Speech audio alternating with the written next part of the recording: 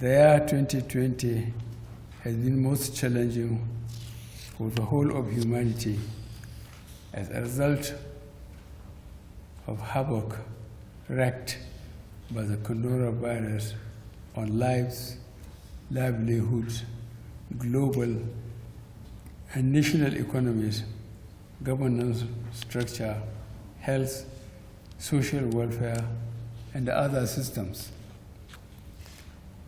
It has consumed an inordinate amount of resources deployed to address it by countries of the world without abating.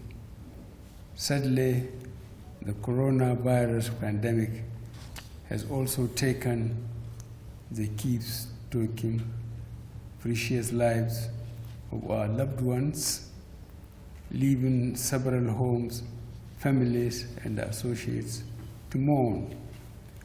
May the Almighty God grant all those that have lost their lives to this deadly virus eternal rest.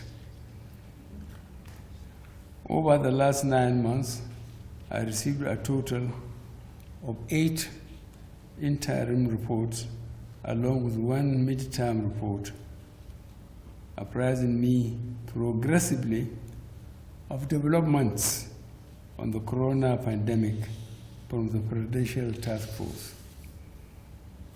I similarly approved several far-reaching measures recommended to support the achievement of the objectives of our national response. I have been in constant touch about the pandemic in all corners of our country. Let me also add that I have religiously followed the daily national briefing by the PTF, which has become the platform for communicating with Nigerians and the most authentic source of information, which substantially reduces the space for fake news. The successes recorded by the PTF in managing the control of the pandemic since March 2020 are largely attributable to the multi-sectoral approach adopted by the government, the proactive steps taken, and the commitment of its members. I wish to acknowledge the immeasurable support received from the National Assembly, state governments, the private sector coalition, the international community, development partners, well-meaning Nigerians who donated in cash and kind and also made sacrifices, the media organizations, security agencies, and the frontline workers who toiled day and night as our last line of defense. The list is endless. Our gratitude is endless. On behalf of the government and people of Nigeria, I thank you one and all for your support and contributions to this national response to a global emergency. The impact of the coronavirus on global and national economies cannot even now be fully assessed. No nation of the world has been spared the experience of different degrees of economic downturn as several countries, including Nigeria, went into negative growth territories. To mitigate this impact, we developed an economic sustainability plan aimed at cushioning the impact at all levels and stabilizing our economy. Family businesses, small and medium-scale enterprises, and the manufacturing sector were all supported through various windows. Appropriate support has also been provided through the government enterprise and empowerment program, as well as the trader and market money loans. For the very vulnerable, significant steps taken include A, expansion of the National Social Register to 3.6 million beneficiaries across 36 states. B, support provided to 8,827,129 households through the 70,000 metric tons food grains released from the strategic reserve. And C, support to 1,289,405 vulnerable households that benefited from the conditional cash transfers across 34 states. The pandemic also revealed the vulnerabilities in our health system, which compelled our determination to ensure that its support is given top priority in terms of infrastructure, human and institutional capacities, legislative support, etc. It must be emphasized that this administration recognizes that an effective and efficient health sector represents a significant component of our security and economic strategy. It is in this regard that I am pleased to note the legacy movements made in the health sector in the areas of laboratory infrastructure, treatment centers, training of healthcare personnel, improvement in surveillance and food health capabilities, etc. I must again single out and thank those private entrepreneurs who sourced and installed impressive healthcare facilities in some strategic places as their contribution to this national emergency.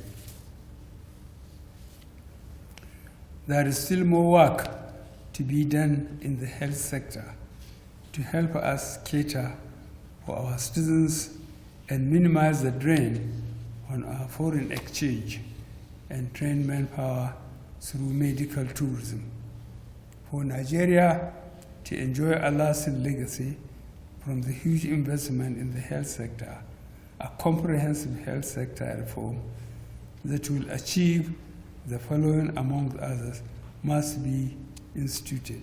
The objectives include A, build the human and institutional capacity to provide a world-class 21st century healthcare system capable of responding effectively to future pandemics.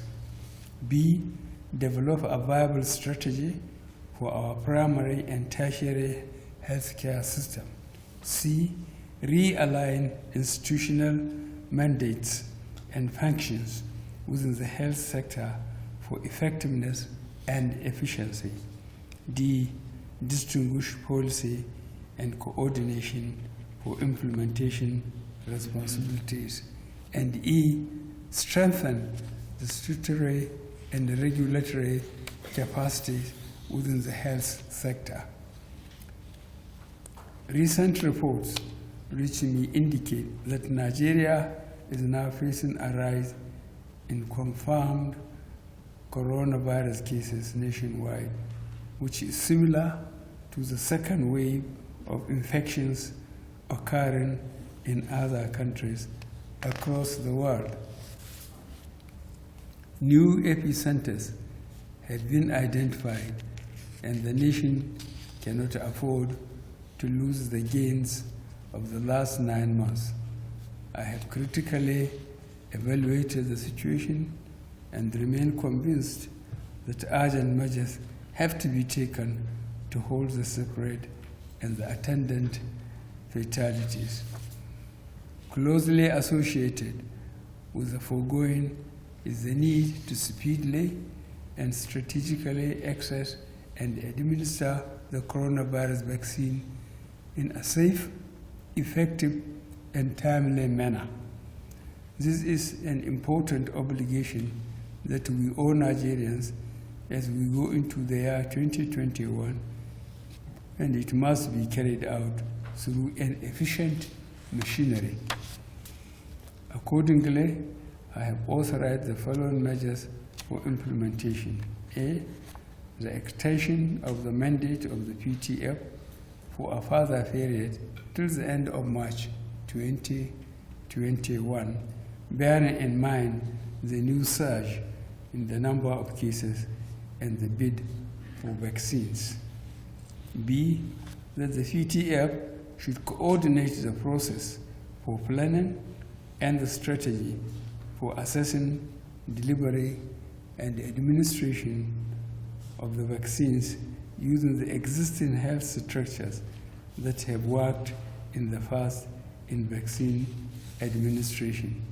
C, authorize the PTF to engage with the states for them to assume full ownership of this state of response by developing legal structures and resources, including enforcement, to manage the pandemic within their jurisdictions. Details of the advisory measures have already been announced. And D, authorize the PTF and the Nigeria Immigration Service to ensure that all inbound passengers who failed to show up for post-arrival coronavirus tests are sanctioned within the ambit of the law for breaching the public health protocols. The nation is clearly in a perilous situation given the virulent nature of this second wave, and we must act decisively to protect our people. I therefore urge all subnational entities, traditional rulers, religious and leaders of thought to collaborate with the PTF by taking up the responsibility for risk communication and community engagement at all levels. Now is the time for collective efforts to be intensified. As this festive season approaches, I urge all Nigerians to remain vigilant and stay safe. Non-essential trips and large social gatherings should be avoided or shelved completely. I thank you all for your commitment, and God bless the Federal Republic of Nigeria.